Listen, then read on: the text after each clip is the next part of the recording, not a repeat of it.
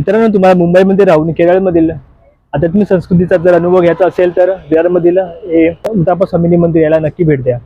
मित्रांनो, तुम्हाला या मुत्ताप्पा मंदिराजवळ पोहोचण्यासाठी तुम्हाला सर्वप्रथम विरार ईस्टला यावं लागेल.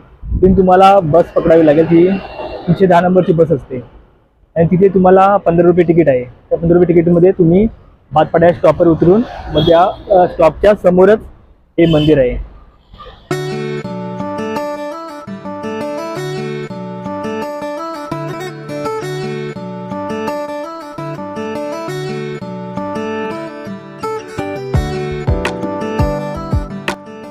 हे मंदिर हायवेला लागून असून मंदिराच्या वेळा पुढीलप्रमाणे आहेत.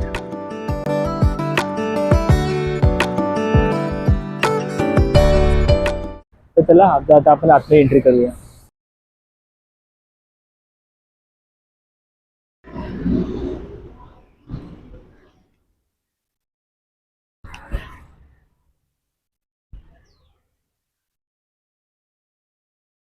आतमध्ये एंट्री केल्यानंतर मंदिराच्या राईट साईडला ते पार्किंग एरिया आहे. तुम्ही गाड्या वगैरे पार्क करू शकता. एकदम फ्री चार्जेस आहेत.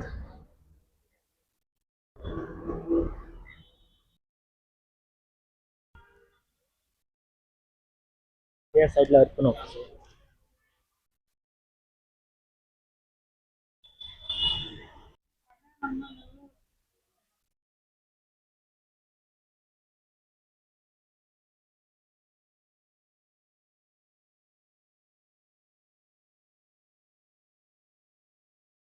या मंदिराचे बांधकाम केरळमधील पारंपरिक मडपुरा शैलीत केले आहे. ते तुम्हाला दक्षिण भारतीय मंदिराप्रमाणेच कोरीव काम आणि शांत वातावरण पाहायला मिळेल. आपण जी समोर मोठी ताकडी पाहतोय त्याला तुळाभार असे म्हणतात. ही एक अत्यंत जुनी आणि लोकप्रिय धार्मिक परंपरा आहे. तुळा म्हणजे तराजू आणि भार म्हणजे वजन. जेव्हा एखाद्या व्यक्तीला तराजूच्या एका पाड्यात बसवले जाते आणि दुसऱ्या पाड्यात त्या व्यक्तीच्या वजनाइतके धान्य, गूळ, साखर किंवा इतर वस्तू ठेवून त्या दान केल्या जातात, तेव्हा त्याला तुळाभार म्हणतात.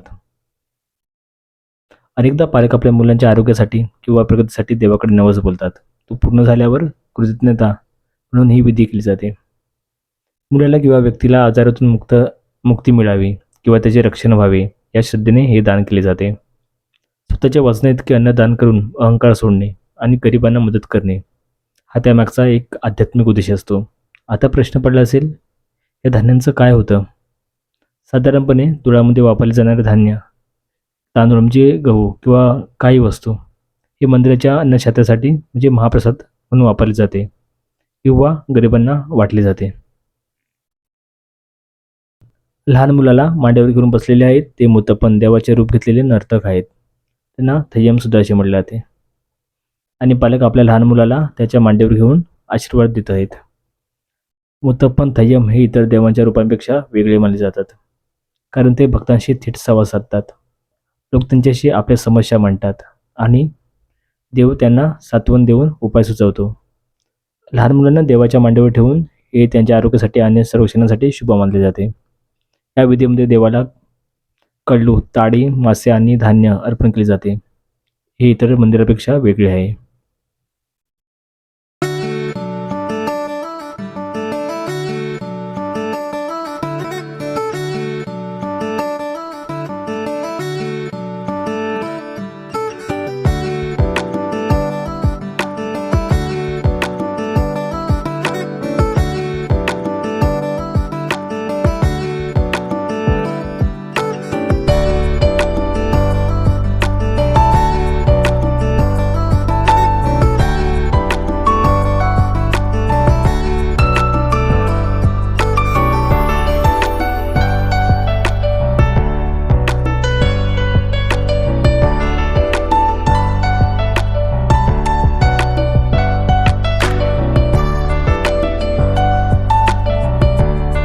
आता आपण मंदिराच्या गाभाऱ्यामध्ये आहोत आणि आता 3 दिवस फंक्शन चालू असले ना, तिथे पाहायला गेला तर थोडीफार गर्दी असते. संध्याकाळी 4 नंतर ते सकाळी 5 वाजेपर्यंत. नंतर 5 नंतर पण काही कार्यक्रम चालू होणार आहे. एकदम